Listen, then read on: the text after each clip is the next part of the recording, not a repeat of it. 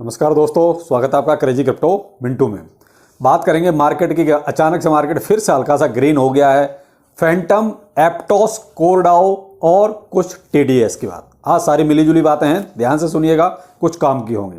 देखिए, मार्केट अभी कुल मिला के सारा रेड में ही है। 5% से लेके 10% तक ये अभी रेड में चल रहा है। लेकिन एप्टोस और फैंटम एक हल्का सा इनमें जो है उछाल आना शुरू हुआ। लगभग 5 से 10% तक इनमें उछाल आया भी है। और जैसे ही हल्का सा इसमें शुरुआत हुई थी, उसी टाइम मैंने इसको टेलीग्राम पर शेयर भी किया था।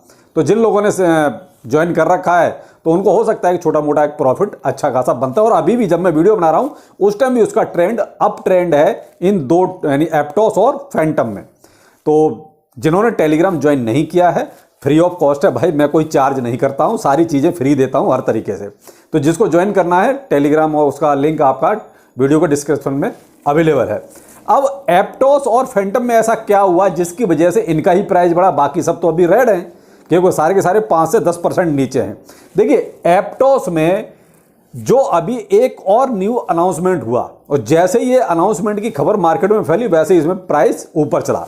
यानी कि इसका एक सियोल में एक हैकाथन और होना है, वहां वो अनाउंसमेंट होते ही इसमें जो है अचानक से प्राइस एक ही हुआ। दूसरा, एप्टोस एनएफटी मीटअप, ये दो अनाउंसमेंट इसमें ऐसे हुए, अभी हुए 2-3 घंटे पहले की बात हो। जैसे ही मार्केट में न्यूज स्प्रेड हुई, अचानक से प्राइस इसका ऊपर जाने लगा। जो लगभग आप देख रहे हैं सुबह से 12, साढ़े 12, 13 डॉलर के आसपास घूम रहा था, वो अचानक से $15.5 हो गया जब मैं वीडियो बना रहा हूं। और हो सकता है उससे ऊपर चला जाए। और मैंने जब ये लगभग $12.25-13 के आसपास था, मैंने उसी टाइम इसको शेयर किया था कि भाई इसमें कुछ हो सकता है। तो अब जिन्होंने ज्वाइन कर रखा है, मे भी उनको थोड़ा बहुत तो मिल ही गया। जो ट्रेडिंग करते हैं, जो जुआ खेलते हैं, मैं तो साफ कहता हूं, उनको तो मिल गया होगा। बाकी लॉन्ग टाइम वालों के लिए तो मैं उनको चाहे प्राइस और नीचे जाए या ऊपर जाए भी थोड़ा सा कोई ज़्यादा फर्क पड़ता नहीं है। लॉन्ग टाइम वाले तो होल्ड रखिए, प्रॉफिट मिलेगा, ठीक है। ये केवल उनके लिए जो हल्का फुल्का थोड़ा थोड़ा लेने के चक्कर में रहते हैं।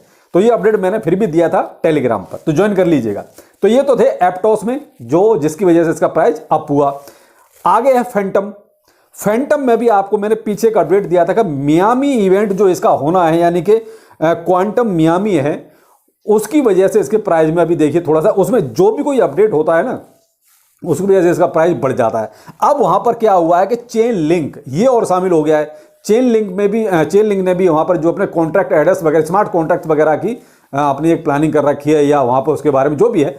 तो ये क्या है कि ये सारा का सारा क्वांटम मियामी जो है उसकी वजह से आज चेन लिंक के साथ हुआ ये सब कुछ। इस वजह से इसके प्राइस में भी हल्का सा उछाल आपको देखने को मिल रहा होगा। तो ये दोनों के दोनों अपडेट मैंने टेलीग्राम पर तुरंत शेयर किए थे। अब आप देख लीजिए जो भी आपको ठीक लगता है। और इसका फैंटम का प्राइस जो $0.36 के आसपास चल रहा था, वो जब मैं वीडियो बना रहा हूँ उस टाइम $0.41 के आसपास चल रहा है। और ये जब 37 या 38 के आसपास था, उस टाइम मैंने शेयर किया था।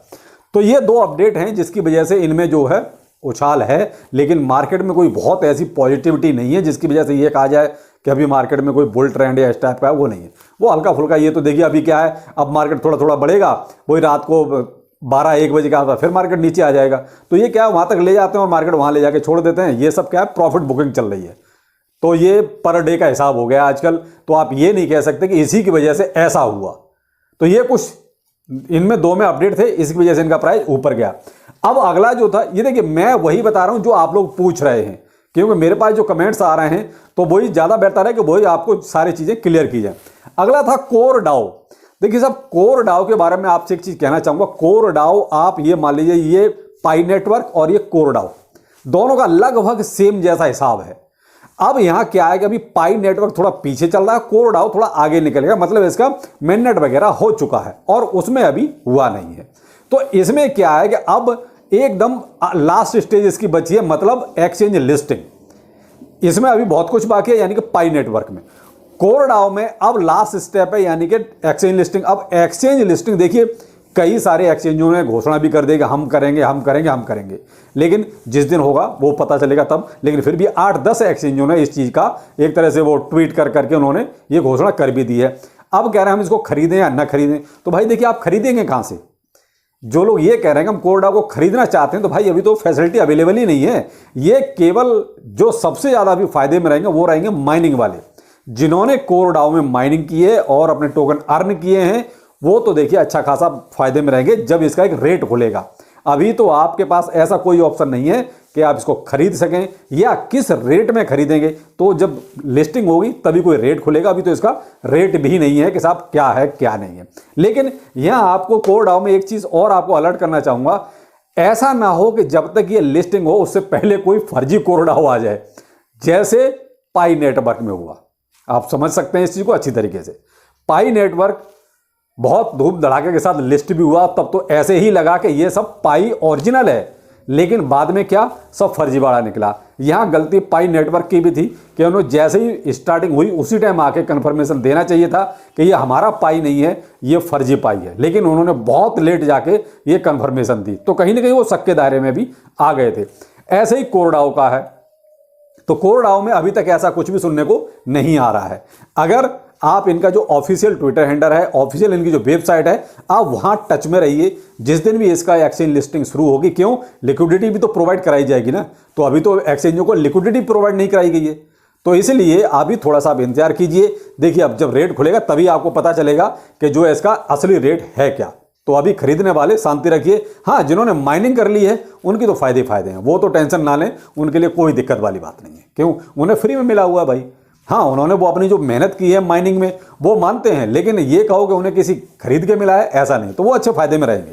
तो कोरडाओ में सब ये है। बाकी ये है कि हाँ, आप छोटा मोटा ले सकते हैं, लेकिन यहां पर एक दिक्कत और आएगी कि जैसे ये लिस्ट होगा वैसे ही आसमान भी छुएगा, क्योंकि इसकी जो फैन फॉलोइंग है इसकी भी बहुत ज़्यादा है। ट्विटर पर आप देखिए इसके मिलियंस में फॉलोअर हैं, तो इसीलिए इसका भी लिस्टिंग होते ही आसमान छुएगा प्राइस, लेकिन उसके बाद गिरेगा, तब आप बाय करें तो ज़्यादा बेहतर है, बजाय इसके कि आप आंख बंद करके जैसे ही लिस्ट हो वैसे ही खरीदें। वो नहीं, देखिए एक बार तो ऊपर जाएगा, लेकिन उसके बाद फिर नीचे आना ही आना है, तो आप तब बाय करें, ज़्यादा बेहतर रहेगा। यहाँ क्या है, जो माइनर है ना वो सेल करेंगे, तो माइनर जब सेल करेंगे तो देखिए प्राइस एक बार को ऊपर जाएगा फिर नीचे आएगा, क्यों, माइनर सारे के सारे अपना प्रॉफिट बुकिंग जरूर करेंगे। तो ये है सब कोरडाओ का हाल। तो जो लोग कोरडाओ के बारे में पूछ रहे थे वो ये देख सकते हैं। बाकी हाँ, ये है कि आप छोटा मोटा अमाउंट अपनी रिसर्च के हिसाब से आप जब नीचे आए प्राइस तब लेना। अगला है, एक हमारे भाई साहब ने पूछा कि सर टीडीएस, देखिए साहब टीडीएस में हमेशा बोल चुका हूं, टीडीएस रिफंडेबल होता है। आप उसको ये मान सकते हैं कि भाई ठीक है, आपने जब कोई परचेज किया तब आपका जो टीडीएस लग गया है, तो वो आप जब अपना आईटीआर फाइल करेंगे, यानी कि साल के एंड में, यानी कि जो फाइनेंशियल ईयर होता है अब इंडिया के हिसाब से, जैसे अपना 1 अप्रैल से लेकर और 31 मार्च ये फाइनेंशियल ईयर होता है, तो जब आप टीडीएस आईटीआर फाइल करेंगे उस टाइम आप क्लेम कर सकते हैं। तो जो भी आपका टीडीएस गया है वो 100% रिटर्न होता है, किसी भी सूरत में, किसी भी एक्सचेंज पर हो। इंडियन एक्सचेंज की बात कर रहा हूं, आप यहां पर कोई भी जितना भी टीडीएस आपका कटा पूरा का पूरा वापस होगा, तो आप टीडीएस से निश्चिंत रहिए। टीडीएस एक तरह से आपकी जेब से जाता जरूर है, लेकिन रिटर्न भी आ जाता है। तो ये है कुछ अभी तक के लेटेस्ट अपडेट। लेकिन यहां मैं आपको एक चीज ये कहना चाहूंगा, जो अभी बीटीसी चल रहा है वो 22,720 चल रहा है। यहां पर एक चीज और, जो लोग बाइंग करना चाहते थे, मैंने आपको क्लियर कहा था कि अभी ट्रेन छोटी नहीं है, और ये 22,400 तक आया भी था। मैंने आपको पहली जो एसआईपी के लिए बताया था वो 22,500 बताया था। तो जो लोग थोड़ा अलर्ट हैं, जो बाइंग करना चाहते हैं, तो देखिए एसआईपी आप कर सकते हो, लमसम कोई भी अमाउंट इसमें ना डालें, क्योंकि मार्केट अभी भी वोलेटाइल है। तो क्या है, आप पार्ट्स में बाई कीजिए, जिनकी ट्रेन छूट गई थी, जो कह रहे थे सर हम तो बाइंग नहीं कर पाए, मार्केट ऊपर चला गया, तो मैंने आपको बहुत क्लियर बोला था कि आपको अभी मौका मिलेगा। तो मौका आपके पास देखिए आया, 22,400 तक गया। तो बेहतर है कि आप यहां से अगर करना चाहते हैं तो एसआईपी कर सकते हैं। एक बार फिर आपसे यही कहना चाहूंगा कि कोई भी लमसम मोटा अमाउंट इन्वेस्ट ना करें, जो भी करना है पार्ट्स में कीजिए, और ये सोच के कीजिए कि अगर यहां से by chance, luck by chance, वो कहते किस्मत खराब हुई तो, कि मार्केट अगर हमारा 15,000 जो 400 का टारगेट था लोएस्ट का, अगर वहां तक भी आता तो हमें कोई प्रॉब्लम नहीं होगी। लेकिन क्या है कि एसआईपी में करेंगे तो प्रॉब्लम ज्यादा आएगी नहीं, अगर थोड़ा नीचे जाएगा भी तो फिर से ऊपर आएगा, तो आपका वो सारा एवरेज हो जाएगा।